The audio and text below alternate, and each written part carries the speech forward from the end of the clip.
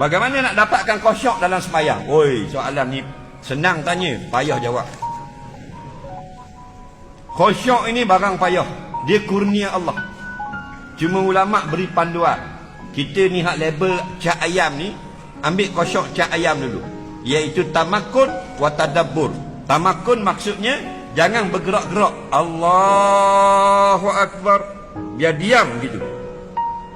Melainkan kerja solat je baru bergerak. Sebab ada orang suka bergerak. Letak tangan tu garu dah. Allahu Akbar.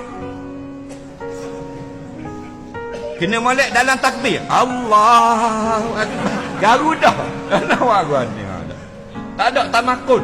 Diam tu tak ada. Faham? Yang kedua tadabburun, iaitu perhati apa yang kita sebut. Sebut di mulut, terjemah di hati. Allahu Akbaru kabira, dalam hati Allah yang sebesar-besar. Allah billi, dalam hati ya Allah ampunkan dosaku. Contoh.